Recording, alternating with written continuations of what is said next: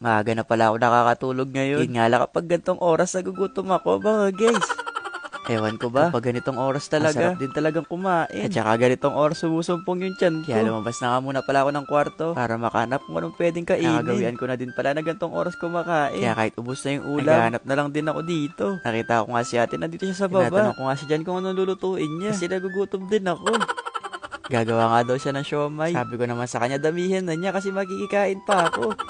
Namili na din pala kami dito ng isang araw. Sa tuwing magluluto nga kami tuwing gabi, dito na lang din kami kukuha sa may karton. Ay, ginireklamo na kasi si mama kasi puro kuha sa tindahan. Naubos na daw kasi yung mga benta niya.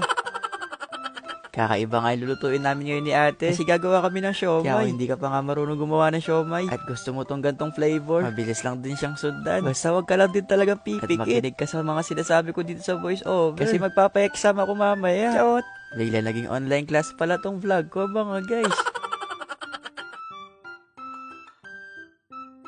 Yung mga hinihiwa ko pala, kailangan din itong mapalambot. Kaya pumasok na muna pala ako ng kwarto para ma-blender sila. Kasi sobrang ingay ng blender mga guys. Panigurado, gising pati kapitbahay. Number 1, parang electric fan din. Number 2, ito number 2. Number 2.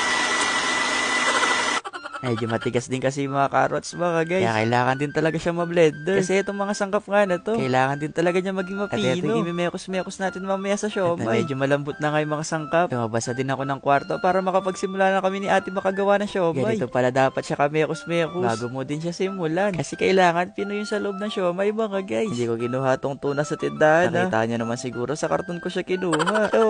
Hiniwalay lang din pala namin yung sabaw tsaka yung mismong tuna. At etong cream cheese nga, magpapadagdag lasa dun sa tuna. Masarap tong cheese na to. Kaya nilagay na rin namin tong buo. At etong blender nga ng mga sangkap. Minekos na din namin siya sa iisang lalagyan. Medyo matigas nga lang talaga yung cheese. Kaya kailangan mo lang din talagang tiyagaan sa pagmimekos-mekos. May lagi din pala ako nababasa na nagko-comment. Ano daw ibig sabihin ng mekos-mekos? Kahit ako, di ako sigurado kung anong ibig sabihin nun.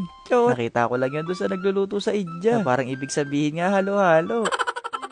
Na matapos na nga ako makapag-mekos, ginawa ko na din pala tong wrapper na siomay para makapagsimula na din. Para sa akin, ito yung pinakamahirap kasi kailangan maganda yung pagkakagawa mo. Medyo malambot lang din kasi yung wrapper na siomay. Kaya yung iba, mabilis lang din siya mabutas. Kaya kailangan mo lang din talaga siyang tiyagaan. Tandyahan lang din sa paglagay para makuha mo yung tamang laki ng siomay. May experience na din pala ako sa paggawa ng mga siomay. Kaya medyo familiar na din sa akin kung paano siya gawin. Yun nga lang kakaiba yung ginawa ko ngayon. Kasi ibang siomay yata to baka guys.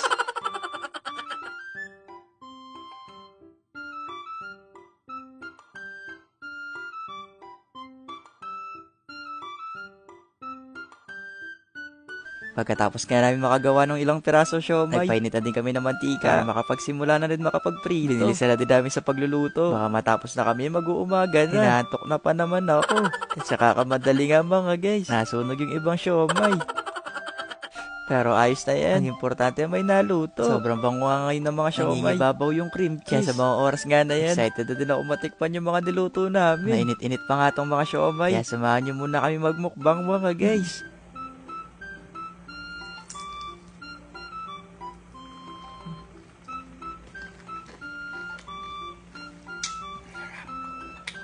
Masarap naman pala yung nagawa namin siomay ngayon. Hindi siya yung usual na siomay na nakakain natin. Kakaiba yung lasa niya. Malalasahan mo yung ibang parte na sunog na siomay.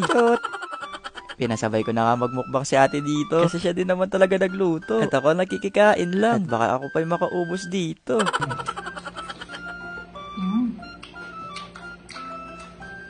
Malasahan talaga yung pagkachis na.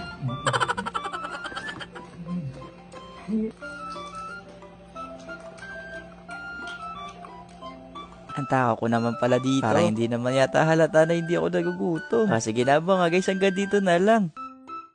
Ayun lang. Bye-bye!